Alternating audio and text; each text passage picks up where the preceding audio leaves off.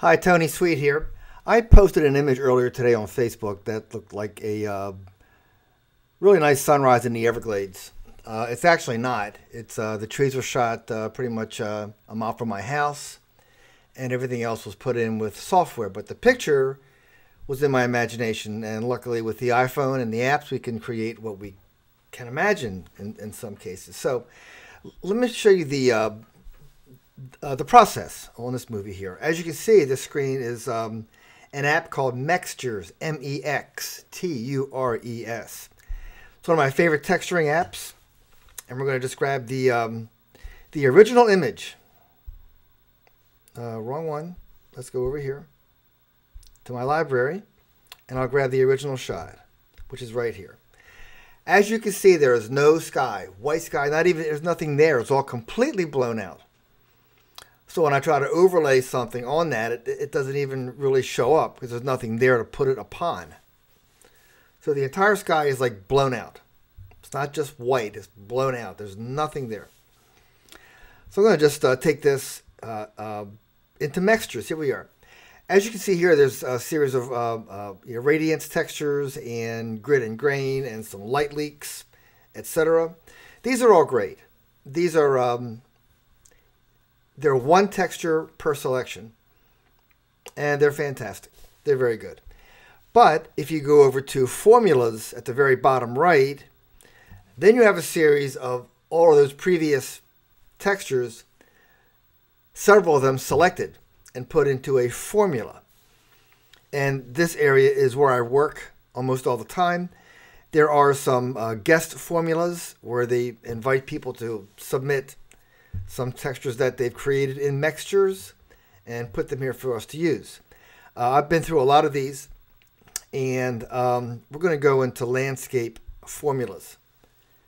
Rather than just guessing, I'm going to go to where I know my texture is.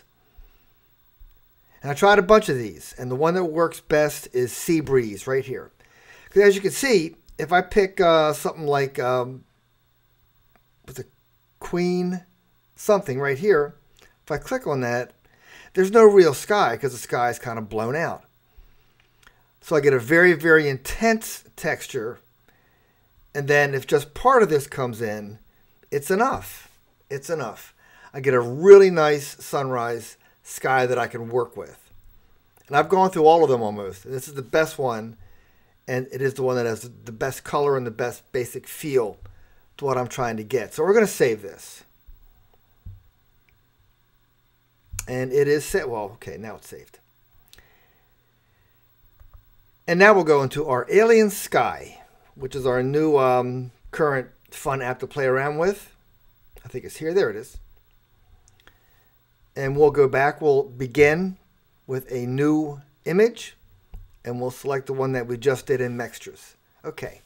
And I do want to go to square. So at the very bottom, the right-hand square is a square, and it crops to that. You can also move the image around inside of that square to get to fine-tune your composition. But when I hit OK or done, that's kind of where we are. Okay.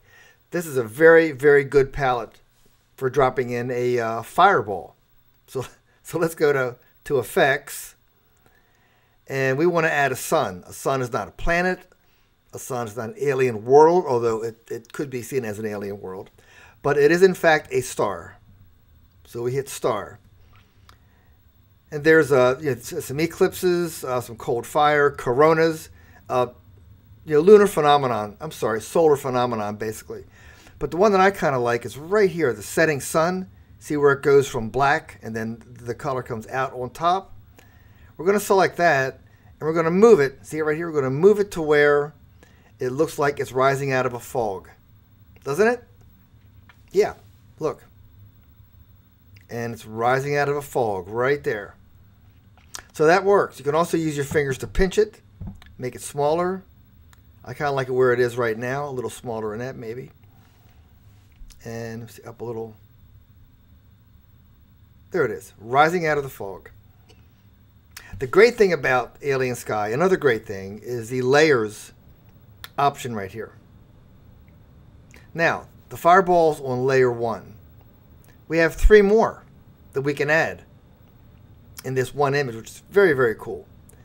And you can move them around, bring to front, send to back. All these controls under these options under the layers are just give you like a lot of control over your image. I'm going to add one more thing. As you scroll to the right, I was thinking of maybe like some kind of star pattern. And then I kept moving over and I see these birds. I'm thinking, wow. So I tried a couple and settled on this because I've seen this pattern live. I've seen it. So it's an actual pattern that we've mostly seen. If we're outdoors at all, we've seen birds in this pattern. And again, it comes in right in the middle, and you can move it.